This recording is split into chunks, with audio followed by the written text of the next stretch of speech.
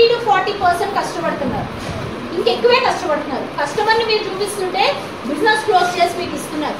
దాంట్లో ఎంతో కష్టం ఉంటుందండి. ఒక్కళ్ళంగా మనం పనిచేయడానికి ఎంత కష్టపడుతున్నామో వాళ్ళు మీలాంటి ఒక 10 మందితో 15 మందితో 20 మందితో 30 మందితో పనిచేస్తున్నారు. ఆ కష్టాన్ని గుర్తిస్తూ నేను ఇస్తున్న ఒక చిన్న గిఫ్ట్.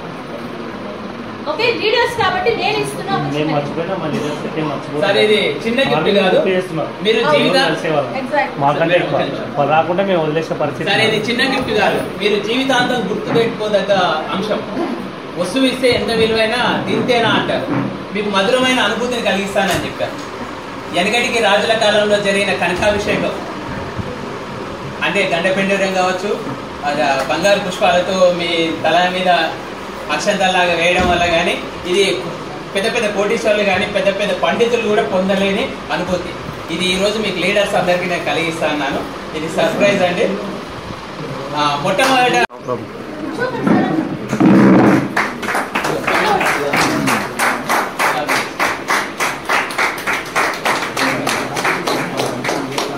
గురించి చెప్పాలంటే మంచిర్యాల మొత్తానికి రామ్ ప్రసాద్ గారి గురించి తెలియదు ఎవరికి లేదు. ఆయన దాదాపు 9 నుంచి 11 బిజినెస్లు చేసేవారండి. ఎస్, 9 to 11 బిజినెసెస్ చేసేవారు. బాషెట్టి అని అంటే అటు సైడ్ ఏరియా వాళ్ళందరికీ కూడా మంచి అంటే ఒక పేరు వాళ్ళ ఫ్యామిలీ అండి.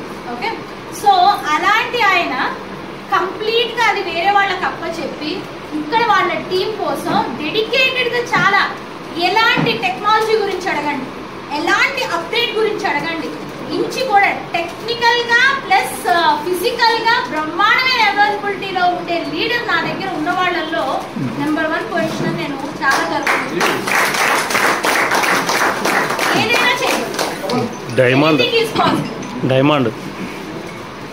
సో సార్ మీ మాటలు మీద 4 మాటలు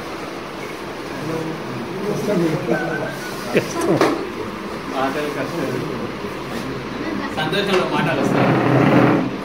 సో మాట్లాడక్కర్లా, ఎవ్రీథింగ్ ఈ రోజు మీకు జరిగే లాగిన్స్ దగ్గర నుంచి మీకు వచ్చే టెక్నికల్ మెసేజెస్ దగ్గర నుంచి ప్రతి దాంట్లో కర్త కర్మ క్రియ ఆయన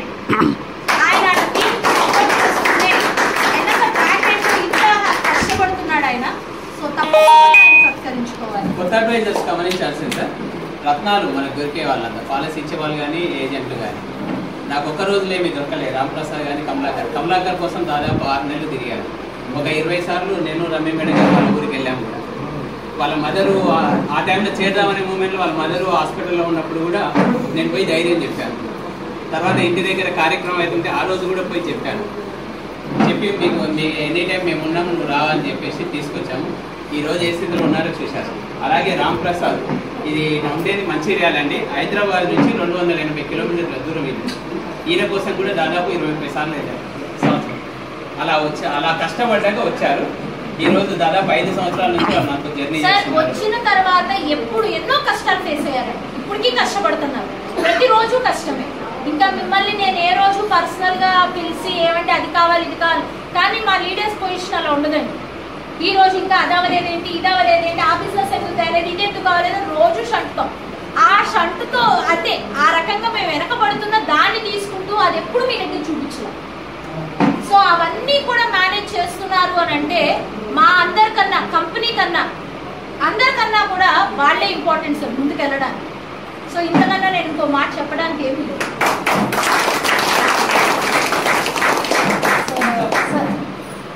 కూర్చోండి సార్. రండి రండి.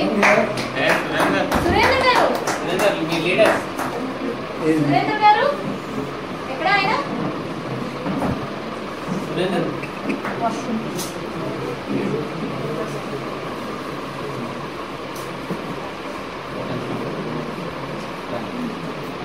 మేడం కలుస్తాం.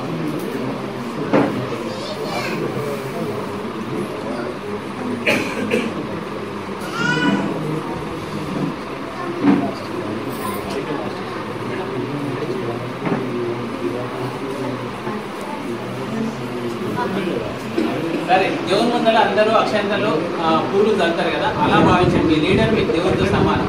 మనకు తిండి పెట్టేవాడు, మనకు దారి చూపించేవాడు. కాబట్టి ఇక్కడ చిన్న పెద్ద చూడకండి.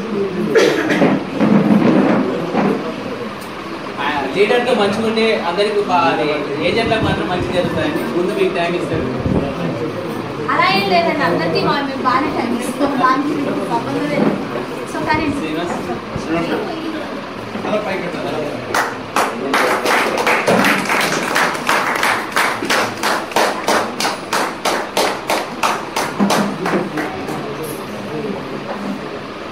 రామ్కి ఎంతో ఎక్స్పీరియన్స్, ఎలా కిందకి వెళ్ళాలి, ఎలా పైన ఉంచుకోవాలి అని తెలిసిన ఏకైక లీడర్.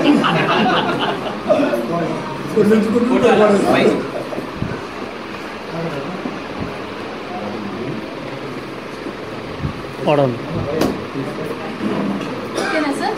Okay sir.